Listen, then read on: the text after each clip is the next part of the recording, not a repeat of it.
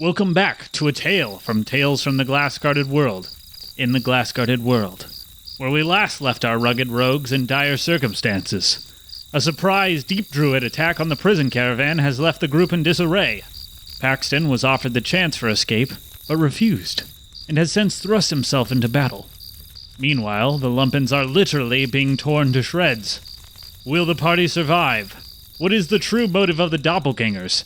Am I going to get sued by PETA for all of the animal violence in this episode? Will the DM continue to poorly imitate a Minnesota accent? Let's find out now. Welcome.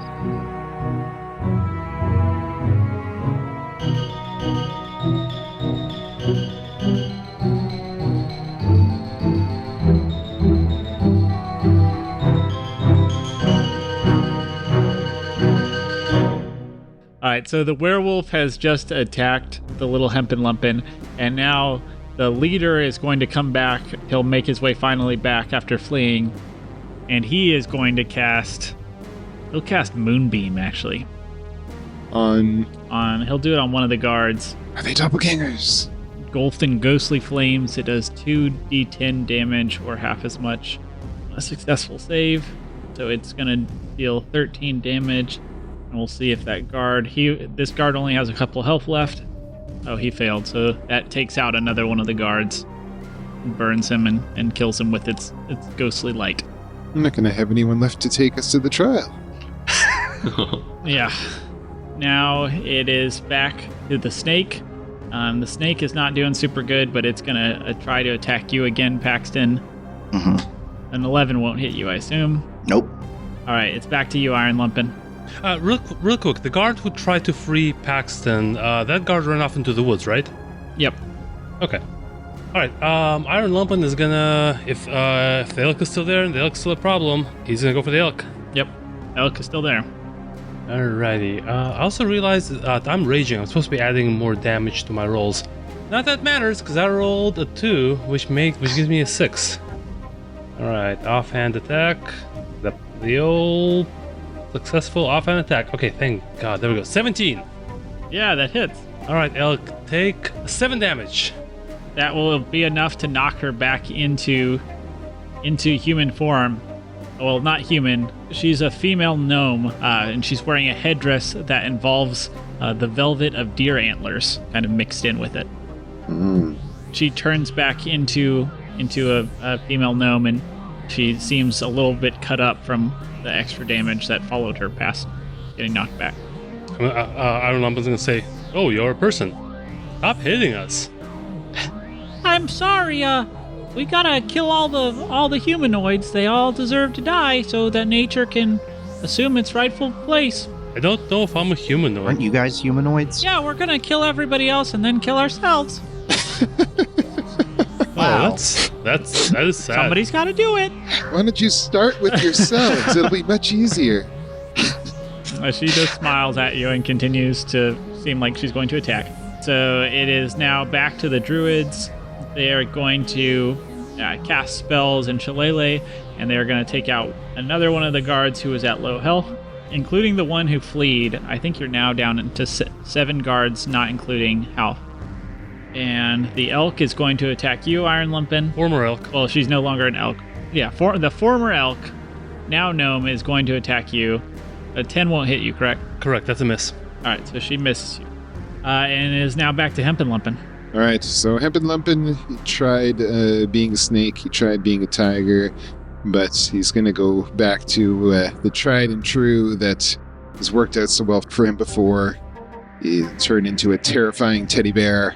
Okay. So his arms bulge out with muscles filled with stuffing, and his scissor claws spring out, knitting needle teeth jab out of his mouth, and he is going to go roar and attack the werewolf with claws. And you also have the snake attacking Paxton as well. I gotta finish off the werewolf first. All right. So that is a 16 to hit with the claws. That will hit. And, maximum damage. 17 damage with the claws. Ooh. Yeah. Is it still alive? Barely. This werewolf is still alive. Barely. Yeah, barely after the bear hit him. I'm going to barely kill it with my next attack with bite. Probably not, actually. That is an 11 to hit. It just misses. Gnashing my teeth at it. He has 12 in hybrid form as his AC. It barely survives. He's going to now look at you with a little bit of fear in his wolven eyes. All right, the panther is dead. The wolves are all run away. It is now back to Paxton. So Paxton, you have still a werewolf attacking you and a poisonous snake attacking as well. Who's the one who did the moonbeam? That's the druid up front. That's the leader, Valar. How are they looking? He's looking like he's taken some damage, but not a ton. So I'm going to do the spiritual weapon against the leader. Okay. So, and that would be a 21. That hits. And then that's 6 damage. That's not very much. All right. So 6 damage, and then I'm going to firebolt at them. All right, so you see your spiritual weapon go and attack this guy and jabs into his shoulder, and he backs away and seems very uncomfortable. And then you're attacking him with a firebolt as well, you said? Yes.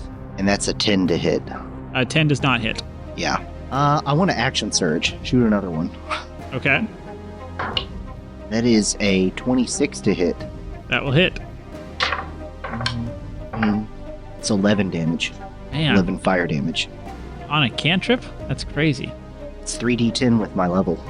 That's wild. Ooh. After you are firing this, Halth actually tells you, he goes, you might want to go help the ones out front. They seem like they're getting taken down. Got it. And I run to the front. All right. The werewolf, he is actually going to flee, and you can take an opportunity attack if you want, Brandon. 12. That will meet his AC. Woo! Then he's going to take 13 damage. All right, that will kill him. He dies, and then you see him, his body reverts back into, he appears to be a hairy male human with like dreadlocks. And his body changes back into a human, and you hear the breath go out of him. And then in that same attack, you kind of sweep around and hit the giant poisonous snake and kill that as well, and it curls up and dies. Sorry. It barely had any health as well. All right, so all of the enemies who were at the south side are now taken out.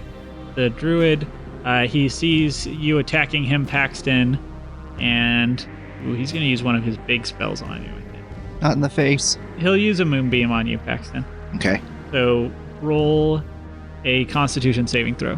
Okay. 15. You will succeed, and you will only take 4 damage. Okay. You'll say, hey, why can't you just die? Like, you're really upsetting the balance of nature. No thank you. Oh, man, you humans are the worst.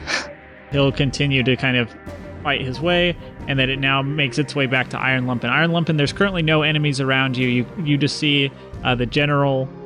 He's still kind of helping this female guard up who was bit by the snake, and she's kind of a little wobbly on her feet. Okay, so there's no one in the back. Everyone's at the front now. Yep. What happened to the druid who was the former elk? Oh, I apologize. She is still back there fighting. I forgot about her. Okay, yeah, he's gonna attack her. Yep. On 12. That will hit. Yes, finally. That will be that's a 6. 6 damage. Yep. And if that's not enough, I'm also gonna take an offhand. All right, yeah, she's still standing, but now she gets hit with that axe and stumbles backwards, and she puts her hand to her face where you hit her, and it's bleeding significantly. That's a 6 to hit with the offhand. That will not hit. All right. You swipe at her again, and she kind of ducks out of the way, and you see her eyes kind of dart to the side, and she seems to look like she's about to make a break for it.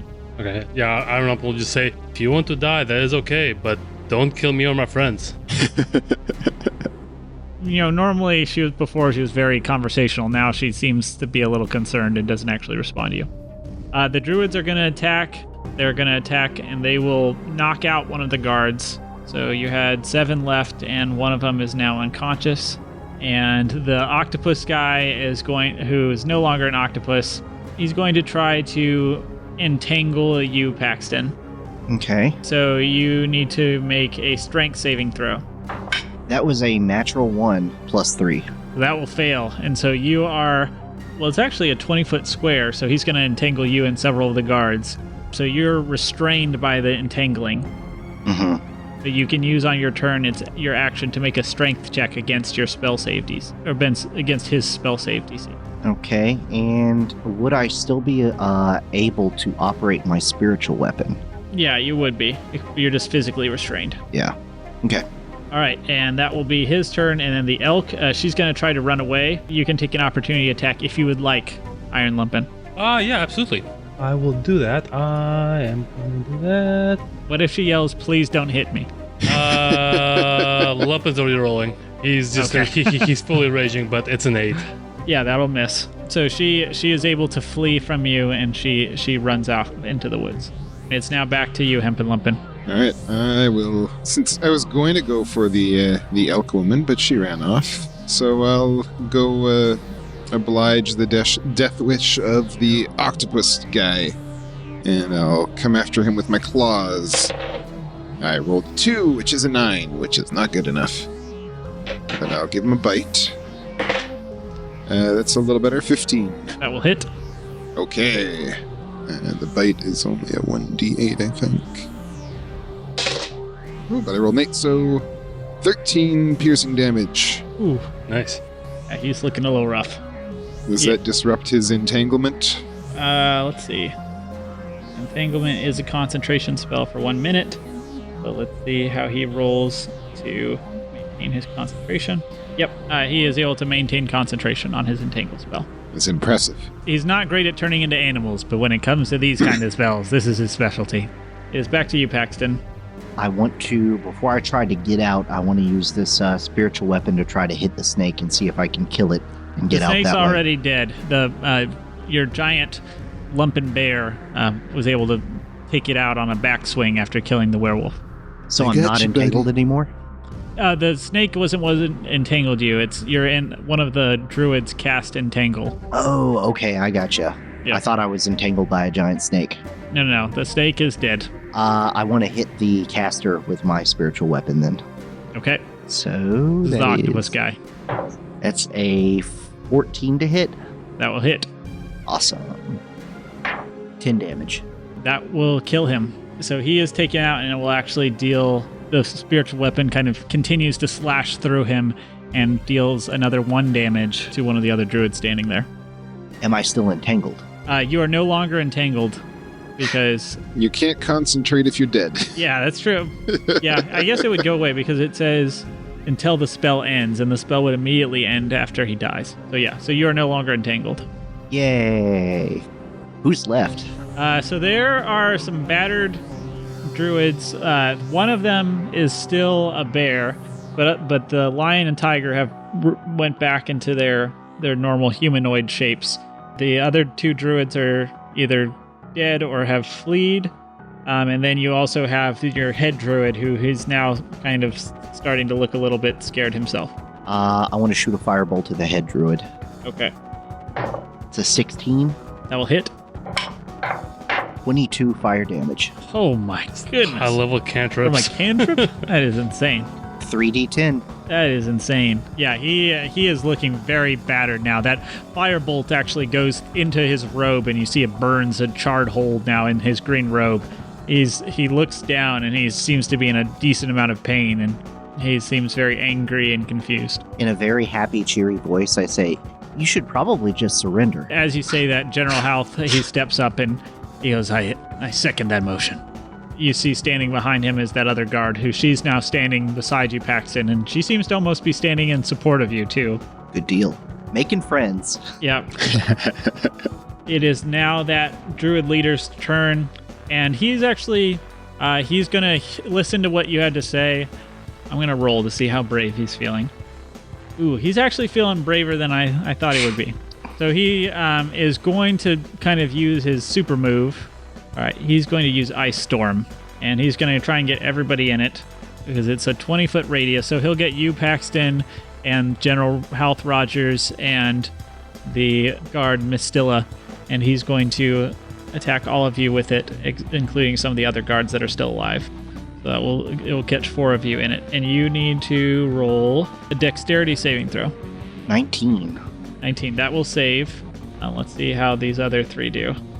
The general saves, but the other 2 fail. And they are going to deal 2d8 bludgeoning and 4d6 cold. Oh, gosh. All right, it deals 25 damage full. And so that will be 12 damage halved to you, Paxton. And half to the general. But unfortunately, it's actually going to kill that female guard who was standing with you, as well as the other guard who was caught up in it. Dang it. Ooh, so you've got 5 left, and one of them is unconscious. Ugh. Things are looking a little scary for you. Back to Iron Lumpen.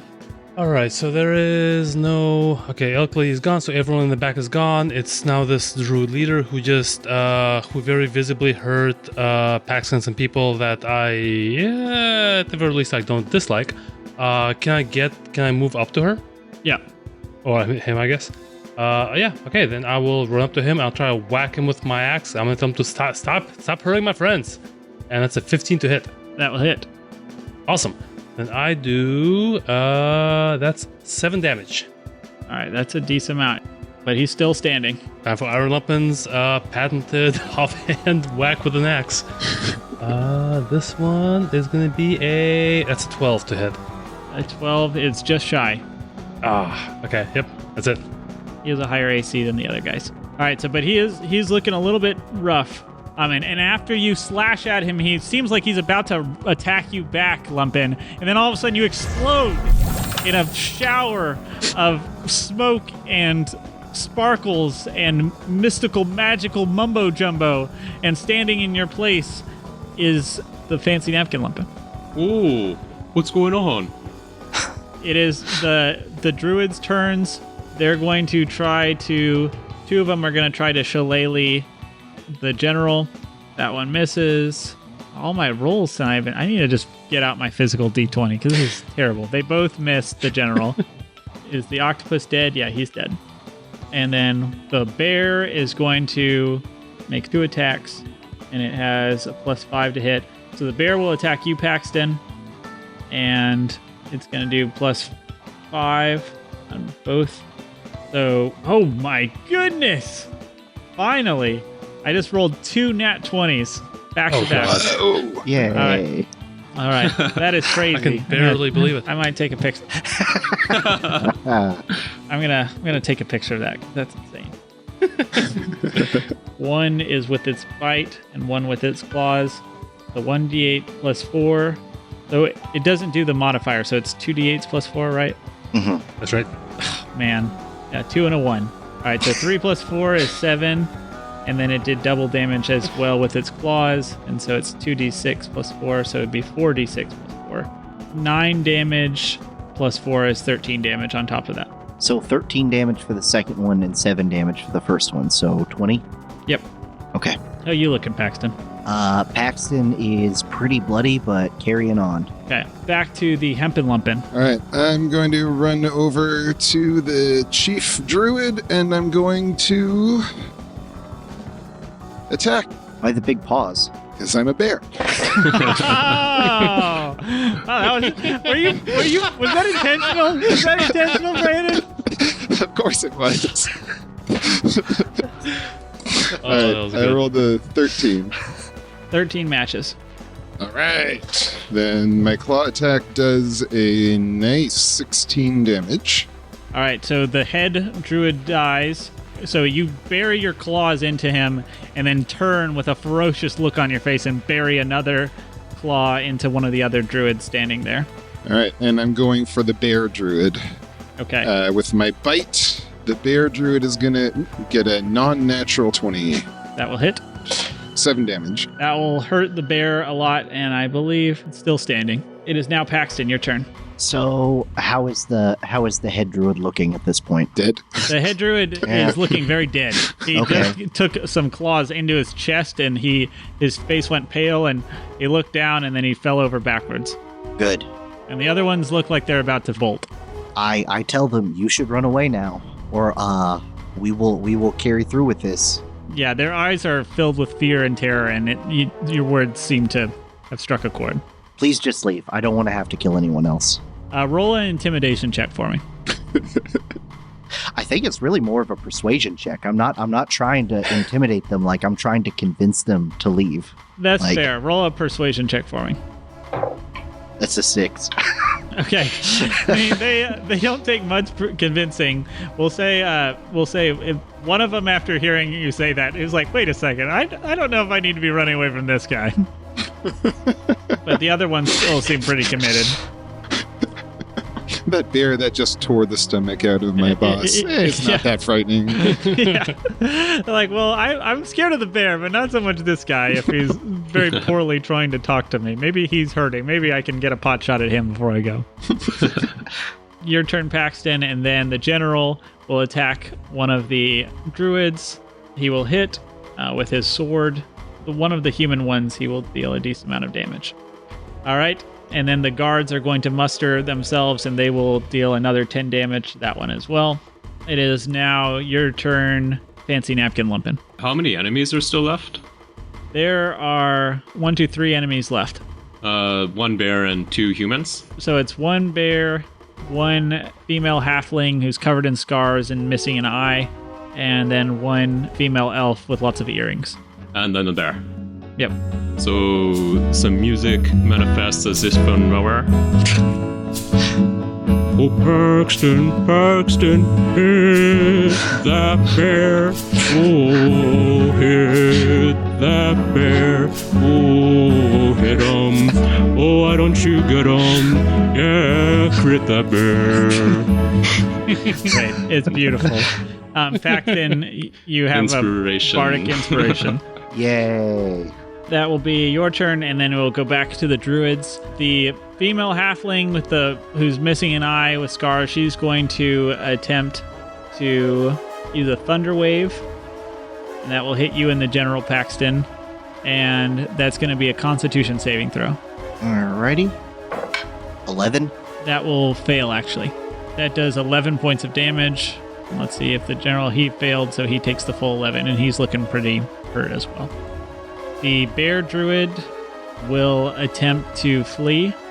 Or actually, no, the bear isn't going to flee, but the female elf with all the earrings, she is going to flee.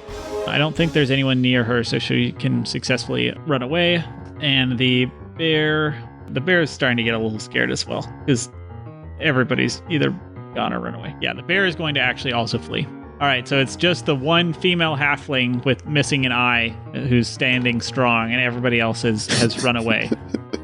You gotta admire her confidence. Yeah, she firmly believes in the cause of killing all humans, and really, if she dies as well, it's really, two birds with one stone type deal. Although she wouldn't hit birds with stones because they deserve to live. They're not humanoids. Yeah. So it is now the Hemp and Lumpens' turn. Okay, I guess we have to kill you. I'm sorry.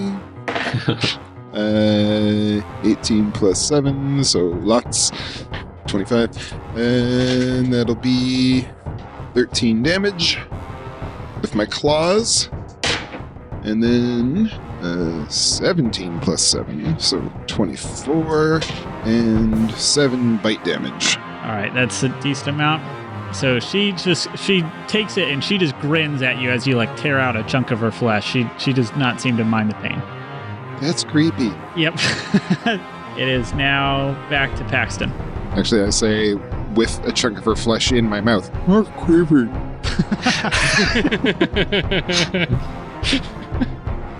Gross. I am going to send my spiritual weapon at her. All right. So, oh my goodness, that's 27 to hit. That will hit. 12 damage. 12 damage. So Aoife is what her name is, and she is looking... she's still alive. Still alive. She is still alive, barely. Firebolt. Barely. Firebolt. Get the cremation for free. Yeah. It's a 14. That will hit. 16. Yeah. The firebolt just explodes her, and she just becomes a pile of ashes afterwards. A wearied cheer goes up through the guards as she goes down. You hear The general calls you over. He goes, Paxton, please, if you wouldn't mind saving him as well. And he leads you over to the unconscious guard who seems to have failed some death saving throws because seems to be on death's door. But he's not fully dead yet, right? No, he's not yet. I say get all the people that are unconscious and put them in one pile, and get all the people that need healing and put them in a group. And I'm gonna do some big cleric magic. He says, "Do we have to put them in a pile? That seems Well, you know what I mean." okay." It saves time in case it doesn't work. Yeah. He goes, all right. And so he gets several of the guards over who are very wearied. He goes, "Can you do anything about the others who've died?" Yes. Let me take care of them first. The ones that are fully dead cannot be healed, right? Yes. How many of those are there? Out of all of them who've died? Yeah, how many are so dead that they can't be healed? Let's see. 13 to start out. One of them left, so that was 12. I think there's 7 dead ones, because I think you mentioned there's 5 who are still alive and 1 who's just down. Yes. Yeah, so there's 7 dead people, 5 alive, and 1 unconscious. I can do gentle repose on 2 of them. Okay. That's a terrible question to ask you, a terrible choice to make, but who do you want for me to preserve until they can be resurrected in town? Yeah, so his face falls, and it's really, he seems to have a hard time, and the guards kind of look at him. They all go quiet, the ones who are still alive, and they can tell that this is a really hard decision for him. He goes, if you wouldn't mind, I suppose my lieutenant, Miss Stilla, and maybe also Garrus as well, and he's a father, and so he points over to another guy who's dead. I understand. I sit down next to them and put hands on both of them and sequentially, like one after another, cast a gentle repose. It's a touch spell, and I put a copper piece on their eyes, and then I pick them up and put them in the wagon that I was in, like the area with bars and everything, and I tell the captain that you have 10 days before they are fully dead forever. We're about, I believe, 7 days away from the city of 2 now, so that it should be enough time. Okay. Unfortunately, I can't save anyone else from dying, but I can still do a lot of healing. So aside for the Lumpens, which, if you don't mind, it takes me a little bit of time to fix them, but I can, if you let them ride with me in the back, I can fix them while we're on the way. But I don't think you need to ride in the back. If you'll allow me to put the bracers back on you, then you can ride in the carriage with us. Well, before you put the bracers on, would you like for me, because that will stop me from doing magic, right? He goes, no, of course. Yeah. Please continue. Anyone who needs healing, gather around me. Yeah, so they walk over to you, and they also carry the guy who's unconscious over to you as well. So I can do Channel Divinity, Preserve Life. As an action, I can restore up to 20 HP to any creatures within 30 feet of me, divide them up, and that can only bring them up to half of their hit point maximum. Okay. So I want to do that basically to get everyone to as close to able to walk around and everything as I can. Okay, yeah, you cast this spell and you immediately see the results. People kind of straighten up a little bit. You see some like bleeding wounds close themselves.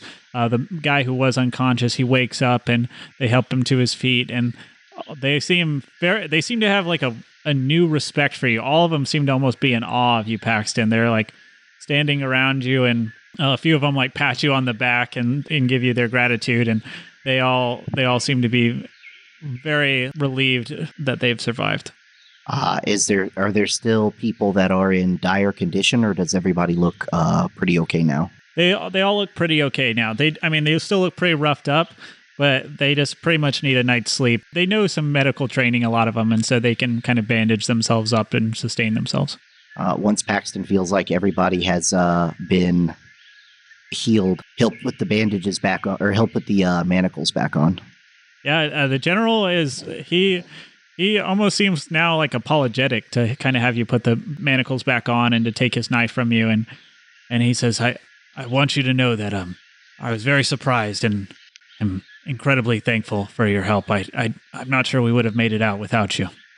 Just make sure to tell the people back in the Great Forest what happened, because I've got a pretty unbelievable story, and I think that your testimony would go a long way towards proving I am who I say I am.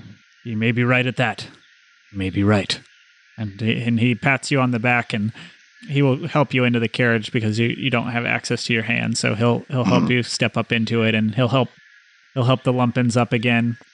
And the carriage will continue on its way. And I have an important question, though. yes, How's my cactus? the cactus. I'm really sorry to say this, Brandon. Or actually, you know what? That's not fair. Let me roll for it. I was gonna say you just got stomped on, but you know what? He rolled a nat 20 for survival, so this cactus actually is pristine. The All cactus right. looks great. It's like good. it hasn't even been touched. I pick up the pot and bring it over to Paxton and say, "This is Julie. We're getting married."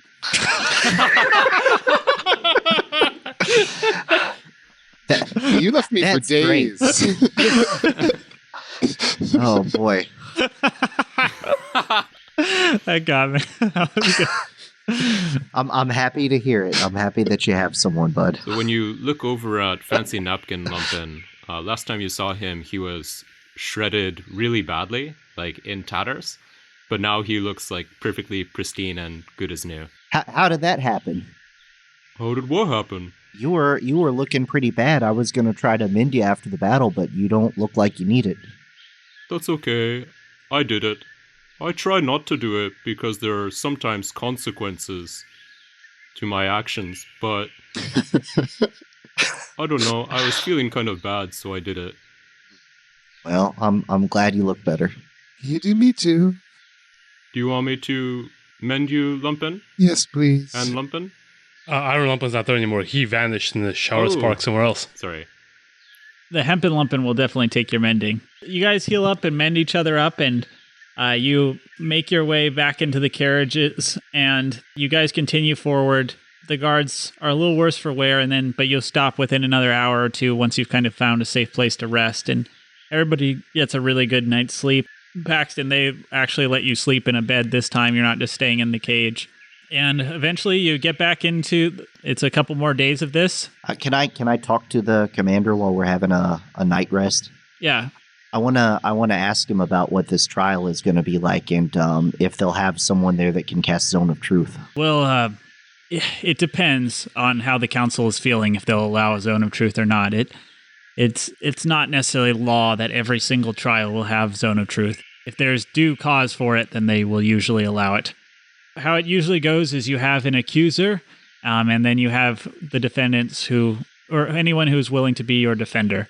Usually the accuser will have several witnesses that they'll bring forth to try and further their accusations against you, and they might also present certain pieces of evidence to accuse you. I will warn you, Varen, he's the son of one of the consuls, the high consul, so his word will be respected by many of them. I thought I killed his dad. It's his mother that's the high consul. Ah. That was kind of sexist, Paxton. I can't operate on him. That's my son. My bad. No, he goes, yes, his mother, High Consul Lara Bluefire. However, she may recuse herself from the trial considering her close personal nature. I'm in no position to be asking you of a favor or anything, but if you have any kind of leverage on the trial, certainly it would be, if I was trying to hide something, it would be to my disadvantage to request a Zone of Truth, right? It would. I will tell you, after seeing you fight today and defend my men and save several of their lives, it would be my honor to defend you as a witness in the trial. It's important to me that everyone in the Great Forest knows the truth of what happened, not only for them to be able to have closure and move on, but also for me to amend the hurt that I've caused people. And that is, I want you to understand that is why I'm going peacefully, and that's why I'm complying and helping out. The person that you all think I am is the person that I used to be, but it's not who I am right now, or ever will be again, hopefully. I understand. I will take that into consideration, and I will see if I can convince others of that as well. Thank you. So you guys continue forward in this carriage through the rest of the forest, and you don't have anything too crazy come up past that. You see some, random wildlife making their way through the trees, and you feel like you hear footsteps somewhere off in the woods somewhere at some point, but nobody approaches you or anything like that. Finally, you see a giant number 2 in front of you. I'm sorry, what? In the middle of the road? Does it stink? The road is leading to a giant number 2. And it appears before you. Paxton, you recognize the city of 2 in its grandeur, surrounded by an outer wall. The general flashes his credentials to the guards outside, and they quickly usher you in. And he tells you as you're making your way in, he says, just so you know, my orders are to bring you directly to the council chambers. They don't want to risk you fleeing prison again, so they asked me to bring you straight there for the trial. Absolutely. So they make their way to the center of the city where the council chambers are carved out from the giant number. And you make your way in. Paxton, it's as you've seen it before. There's basically a grand hall. You see a lifted stage where there's a circle kind of in the middle of the room where people can make their requests to the council. You see there's kind of a giant table up front where there's 2 people standing behind it. And then behind them, there's another smaller or larger table that has several more people sitting at it. There's 10 people on the lower council, but there's 2 people on the high council. So that's why it's called the Council of 2. Mm-hmm. You also see 2 trees in the background that are both on separate sides of the hall, but they've grown up and their branches have kind of intertwined 20 or 30 feet over the heads of the council members. As you stand there, you see Charles is already there waiting for you with his arms crossed behind his back with a glare on his face. Hi, Charles. What was his real name again? His name is Varen Bluefire. Varen. That's right. Paxton still calls him Charles. Yeah, he just glares at you. He looks at you finally after kind of glaring at you for a minute, and he says, "Welcome, Frith, to your death." I mean, we still have to have the trial first, right? You're not going to kill me right now. He turns away from you as you're talking and faces the members of the Council of 2, as well as the junior members of the council who are behind them. And he says, "Council members of the great council of the city of 2, let us begin this trial and see justice dealt to this criminal." And that's where we're going to pause for the night.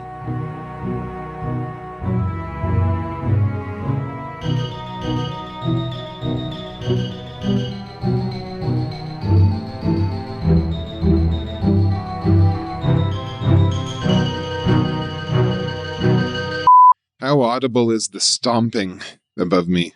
I have not heard any of it, and I was really wondering if y'all could hear the stomping above me. Oh, that's good. I'm traveling right now for work. I'm at an Airbnb, and apparently the owners of this place have kids who stomp around upstairs. I have not heard a single stomp. It's good. Also, my mom, I just went upstairs, and my mom, I told her, "Oh yeah, I'm still recording." She asked me, "Oh, so like, is this shirt like related?" I'm like, "Oh yeah, I'm wearing my Athleflat shirt." You didn't even know? yeah, didn't even think about it.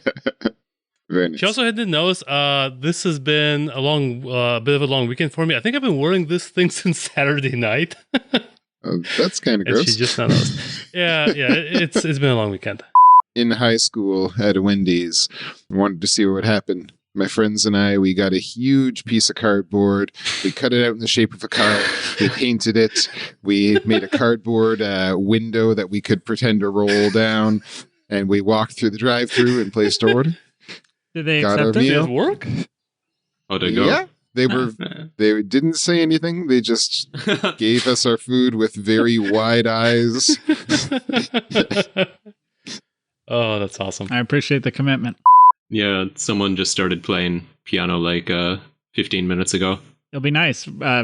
Mike won't even have to do combat music. She can just do it for us. Hope y'all like chopsticks. Do they take requests? Just like knock on the ceiling, like, "Hey, do something combat-like, Yeah, I'll do the do do do do do do do, and then maybe they'll Yep. start playing some ragtime music for us or something. Ragtime would be very good for a battle with this many lumpens. There's a lot of lumpens running around. Oh, I get it. Ragtime. That's great. All right. Well done. Well done. Don't even give him a break. Yeah, I don't get to take a bath. I'm just going to be covered in blood. No, yeah, you're No rebuttal. You're just Yeah. grime and dirty and bloody, and Yeah. you're looking pretty rough. I mean, I look like I just murdered a bunch of people, which is Yeah. not great for my Your cause. lawyer should really raise an objection. Oh, he looks guilty. He's covered in blood. It's been 7 days since you guys had your battle, so you've had time to kind of like maybe wash up in a river and stuff. But you've still been on the road, and your clothes are still all messed up from where you were in the battle and everything. So you're looking a little rough. Yeah. At least you've got a prestidigitation caster. Clean him up a little bit. Oh, yeah. Yeah. Oh, I was going to say, I did want to give a shout out to Padraig, who I messaged earlier to ask if he wanted to join for like 30 minutes. And he politely told me that it would be 1 a.m. and that he has two twin sons who were just he has born. 2 twin babies, so logically The he'd be guy's got awake. twins. Doesn't Yeah, sound that's like a true. What's he doing? Yeah, He's not doing nothing. I told him I wanted him to help with my Irish Druids, but my Canadian Irish Druids, but he said he was not able to. He needs to get his priorities in order, I say. Yeah. So congrats out there to Padraig for celebrating the birth of your 2 sons, and that's awesome. Yay! Yay, well done. Are you setting this up so that he's got a team of 3 Lumpen lawyers? Who's to say what could happen?